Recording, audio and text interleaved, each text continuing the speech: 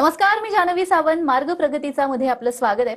आज आपण क्षारपड जमिनी आणि वॉटर कंडिशनर तंत्रज्ञान या विषयावरती बोलणार आहोत आणि यावर मार्गदर्शन करण्यासाठी आपल्या सोबत आहे श्री गिरीश चंदने आणि श्री अभिजित गडप.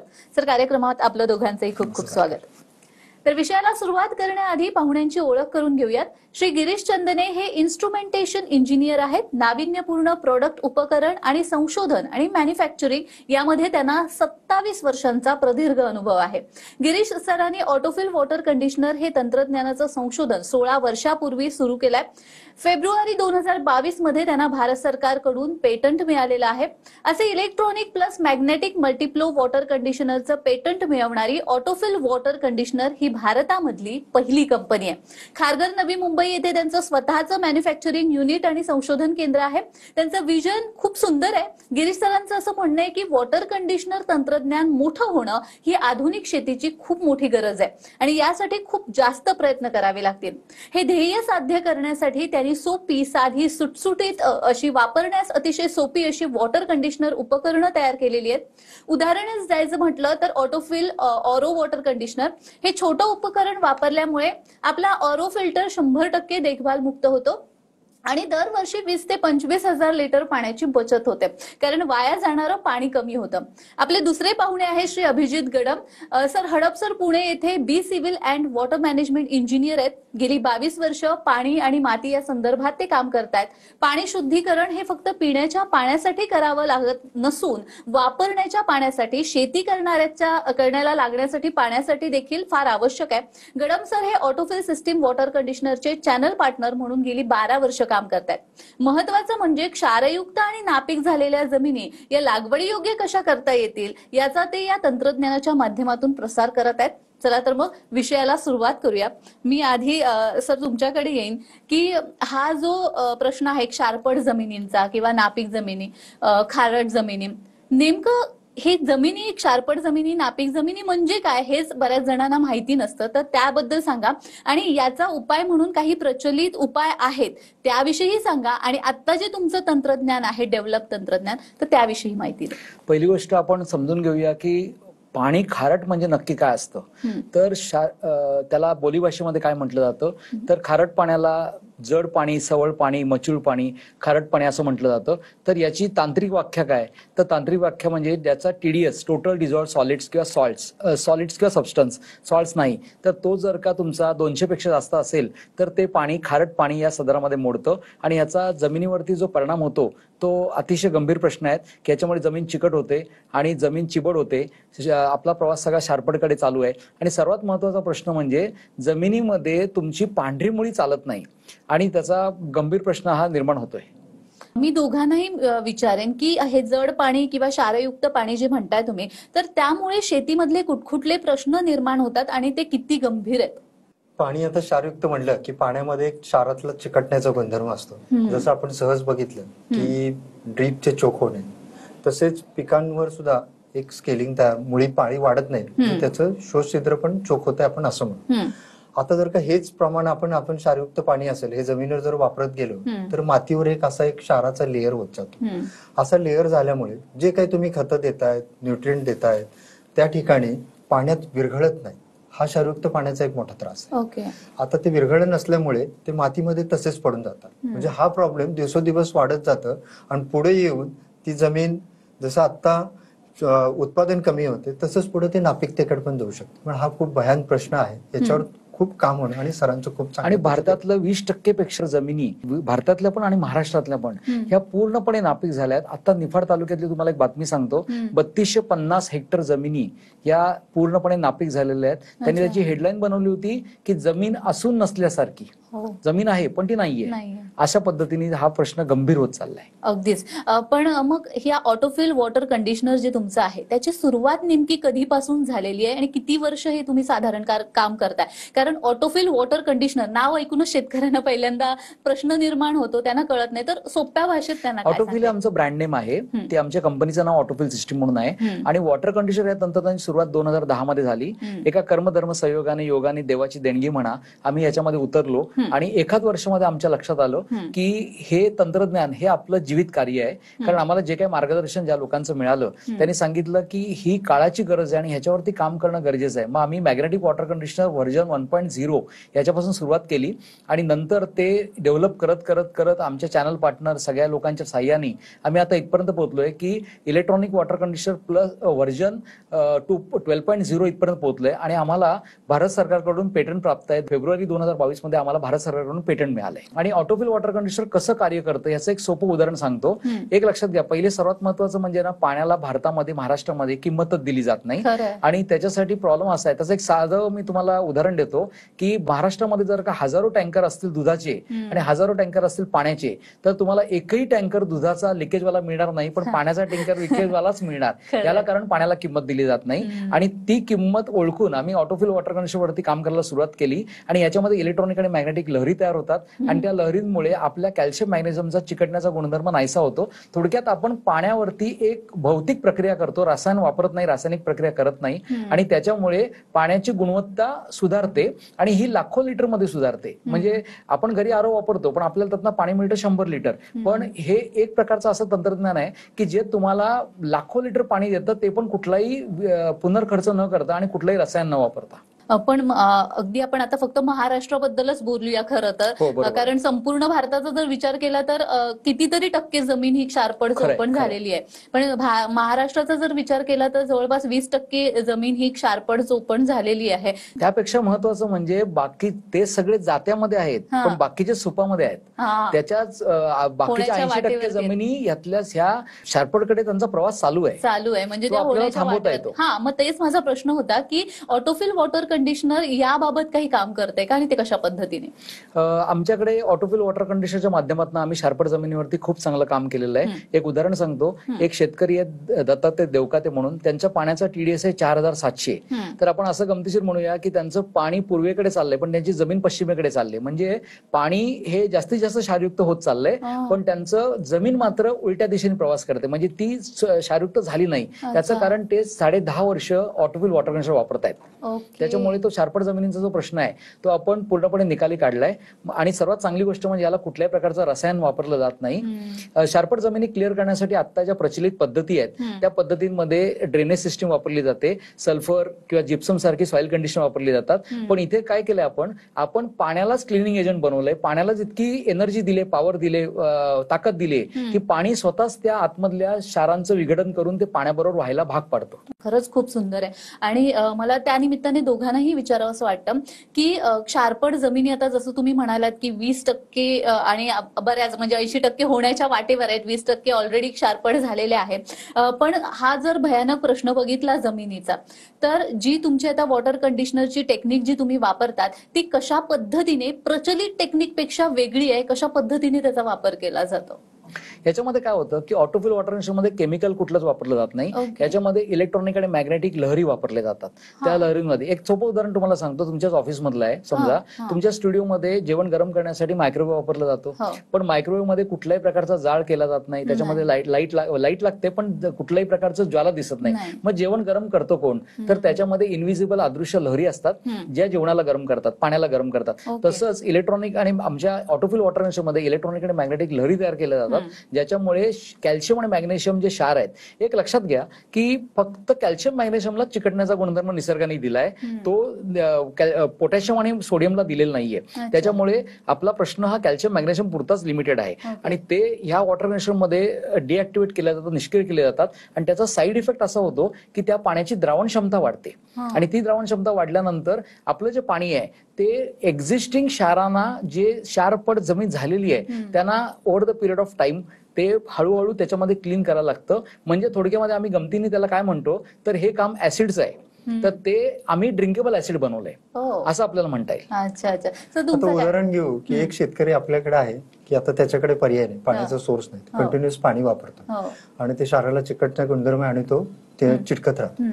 ज्या दिवशी हे शेतकरी किंवा आपले बंधू असं तंत्रज्ञान ज्यावेळी वापरायला लागतील ना, सरांनी जसं सांगितल्याप्रमाणे ते पाणी जर का एक ट्रीट पद्धतीने झालेलं आहे, त्याचा कुठलाही साईड इफेक्ट नाही, जसं हे जमिनीवर पडेल तर जे पहिले चिटकलेले क्षार आहेत आणि आपल्या कंडिशनरने ज्यावेळी एक्सेस वॉटर खाली जाईल तर त्यावेळी त्या मातीचं डिस्केलिंग करेल. ओके. डिस्केलिंग केल्यानंतर आम्हाला असे असंख्य शेतकरी सांगायचे की पाण्यामध्ये मातीमध्ये भुसभुशीतपणा झाला. जसंच मी गेली मागच्या वर्षी महाराष्ट्र राज्य द्राक्ष बागायतदार संघामध्ये आपलं युनिट लावल्यानंतर ते 15-20 वर्ष पाण्यावर मातीचा ऑब्झर्व करत होतो की ते म्हणाले माती भुसभुशीत झाली. आणि त्यांनी असं एक उदाहरण दिलं, आम्हालाही ते वेगळं शॉकिंग वाटलं की गेली 4-5 वर्ष मातीमध्ये गांडुळं दिसतच नव्हते. आणि आज त्या मातीमध्ये जसं ट्रीटमेंट सुरू केले 15 ते 20 दिवसानंतर माती भुसभुशीत झाली, जमिनीमध्ये गांडूळ आपोआप आले. तर याचा अर्थ काय, ह्या ट्रीटमेंटमुळे जीवाणूंसाठी किंवा गांडुळांसाठी एक सुबक वातावरण होतं जे मातीचं डिस्केलिंग झालं. थोडक्यात आपण काय केलंय की आपण ऑटोफिल वॉटरच्या माध्यमातून एक अशी प्रक्रिया तयार केली की जी पाण्याला अतिशय चांगलं एनर्जेटिक बनवतं, पाण्याला शेतीयोग्य बनवतं. आपण कुठल्याही प्रकारचं ऍडिशन सबट्रॅक्शन करत नाही, त्यात काही काढत नाही, काही त्यात टाकत नाही. आपण फक्त विदाऊट फिजिकल कॉन्टॅक्ट हे सगळं घडून आणतो आणि म्हणून याला देखभाल खर्च नाहीये.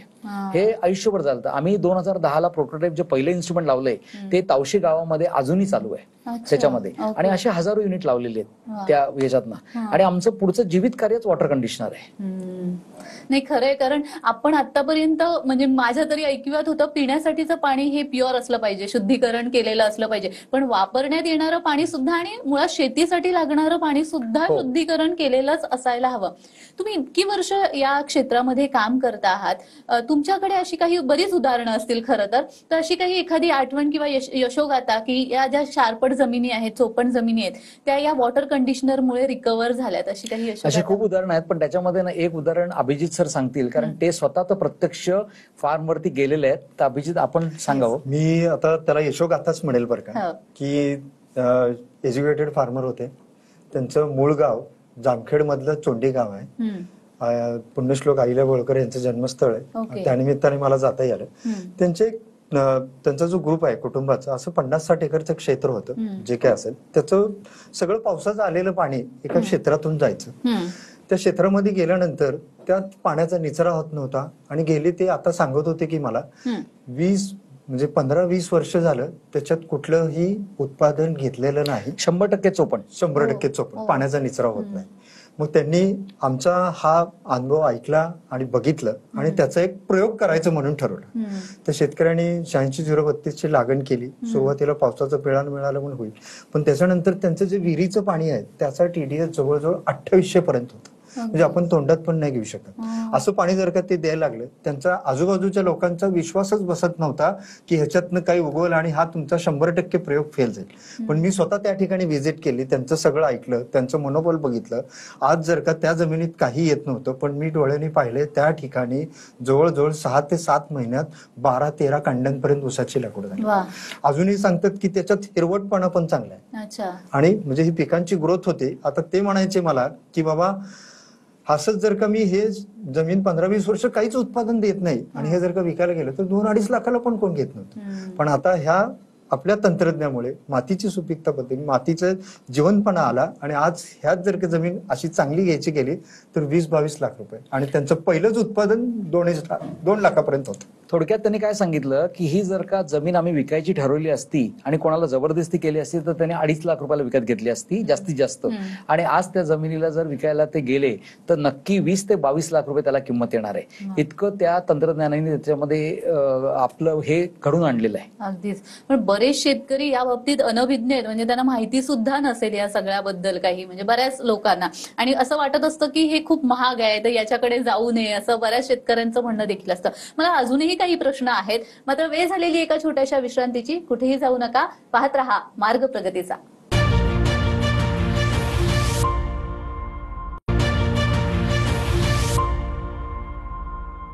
विश्रांतीनंतर सर्वांचं पुन्हा एकदा स्वागत आहे. आपला आजचा विषय आहे क्षारपट जमिनी आणि वॉटर कंडिशनर तंत्रज्ञान. आणि आपल्याला मार्गदर्शन करतायत गिरीश चंदने सर आणि अभिजित गडम सर. सर, हे जे तुम्ही तंत्रज्ञान आता प्रचलित केलेलं आहे तर हे करण्यासाठी तुम्ही खूप कष्ट घेतलेले आहेत आणि ते लोकांपर्यंत पोचावं, लोक जागृती व्हावी याच्यासाठी देखील तुम्ही प्रचार प्रसार करता आहात.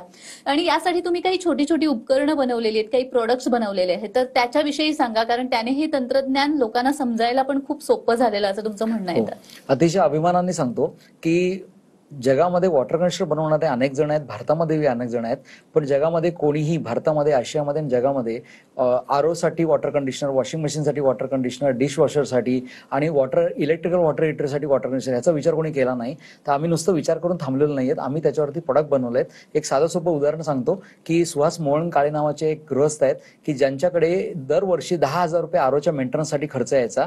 तो खर्च आता पूर्णपणे शून्यावर आलाय. त्या गोष्टीला आता 3 वर्ष झाली. आणि महत्वाचं गोष्ट म्हणजे त्याच्यामध्ये दरवर्षी कमीत कमी 25,000 ते 30,000 लिटर वाया जाणारं पाणी आहे, त्याची बचत झालेली आहे. तर याचं कारण असं आहे की लोकांना वॉटर कंडिशनर तंत्रज्ञानाची ओळख व्हावी, हे फार गरजेची गोष्ट आहे. त्याच्यामधलं आणखी एक चांगलं प्रोडक्ट आहे वॉशिंग मशीन वॉटर कंडिशनर. तर या वॉशिंग मशीन वॉटर कंडिशनर वापरल्यानंतर कित्येक सगळ्या आपल्या महिला भगिनींना फक्त 24 तासामध्ये रिझल्ट मिळतात. कारण पहिल्या दिवशी कपडे धुतले, वाळवले, दुसऱ्या दिवशी कपडे हातामध्ये जेव्हा येतात तेव्हा ते मऊ असतात. तर अशा पद्धतीने आपण खूप सुंदर पद्धतीने ऑटोफिल वॉटर कंडिशनर छोट्या इक्विपमेंटसाठी बनवलंय. याच्यामध्ये आमच्या कंपनीला प्रॉफिट कमवणं हा विषय नाहीये. हे तंत्रज्ञान मोठं होणं ही काळाची गरज आहे आणि ते तेव्हाच मोठं होईल जेव्हा त्याची जनजागृती होईल. खूप सुंदर असा स्तुत्य उपक्रम आहे हा तुमचा.